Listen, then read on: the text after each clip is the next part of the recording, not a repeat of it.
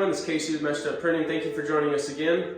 Last week we did a video, a little how-to tutorial on how to properly coat your screen with emulsion. So now that you have a properly coated screen, let's learn how to properly expose it, right?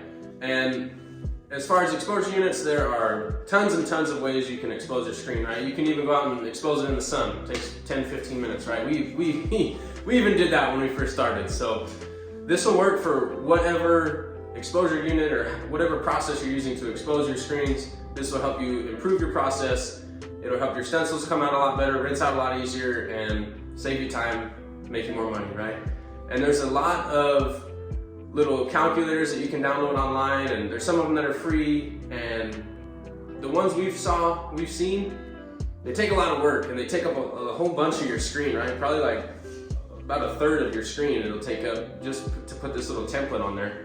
And we didn't really like that because we couldn't really fit another image on there. And then it's the math on it is kind of complicated, and just there's way too much steps to it, right? So with this little guy from Ryonet right here, great little product. It's a 21-step exposure calculator, and I will show you exactly how to use it. It has saved us a bunch of time, and this is how much room it takes up on your screen. So that is also a bonus. And as you can see, it's got 21 steps on it, and I'll show you what those steps mean. It's just different gradients of black to ensure that you're getting a proper exposure on your screen. So let's jump right into it.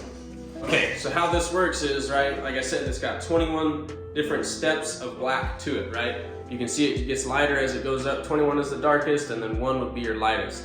So how this works is, to have an optimally exposed screen, you're gonna be left with 7 steps. So your 21 through 8 will be rinsed out, and then you can see your 1 through 7 burned onto your screen, but it didn't rinse out.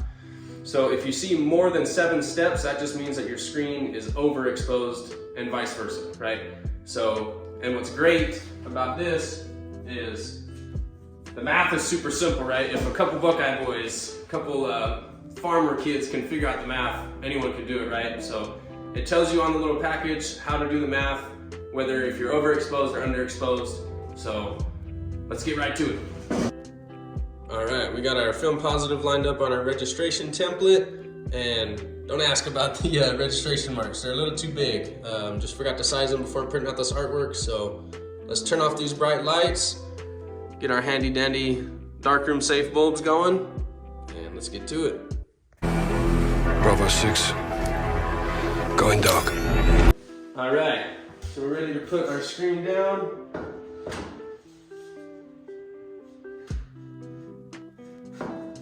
There we go. We put tape on all 4 corners.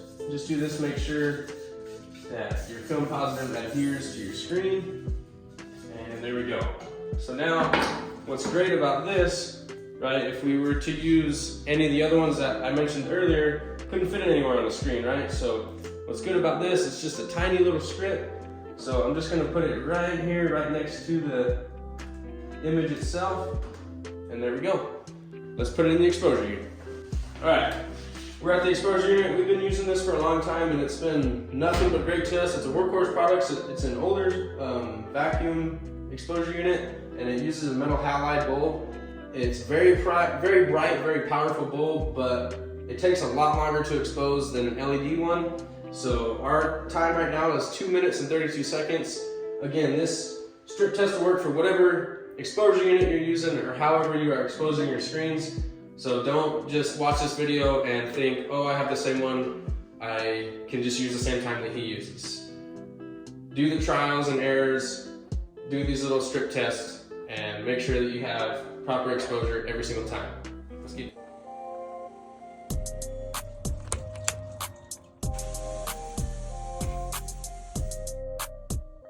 All right, everybody, we're back from the washout booth, and it rinsed out super nice.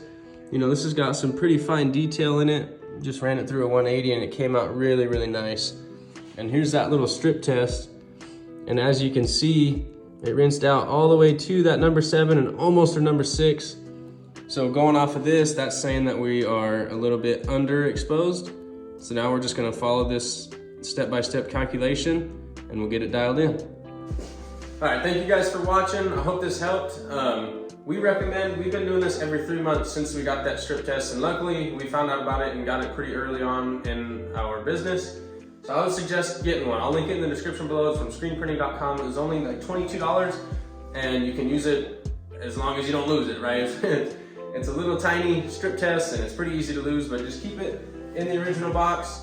Not only will it make it easier to keep, but it tells you how to use it, right? So just use it once every 3 months, or just however long you think you need to use it, right? We're here in Arizona. We don't have really that much climate change. It's either cold or it's hot, right?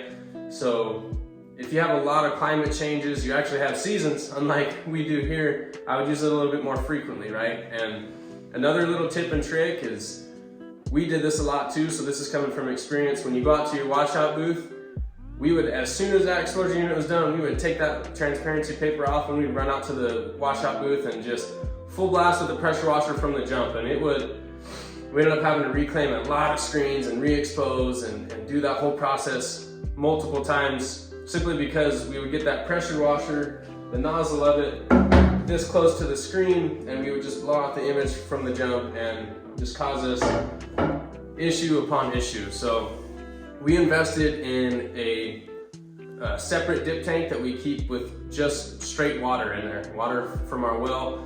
And what we do is, as soon as we're done exposing it, we put it in that water, and we have that water in the dark room as well, so no outside light is hitting that either. And we'll leave it in there for about a minute and a half, and let that straight water just eat up this emulsion. And then another tip, when you take it out to the washout booth, still don't just go full hammer time on it, right? You want to stay back quite a bit, let it just really just mist both sides of it, mist your screen side, or your shirt side and your ink side for about 2 minutes. And after that, it should take 10-15 seconds to completely rinse out your image. That's another key factor if you are overexposed. If you're in your washout booth for 20 minutes, that there's something wrong there. Don't always assume that it's just because you're overexposed, right? It could be unsafe darkroom conditions, or you didn't properly coat your screen right. So this will eliminate the guessing game. So I hope this helps. Drop a comment for the next video idea, or any questions or concerns you have. Thank you guys for coming.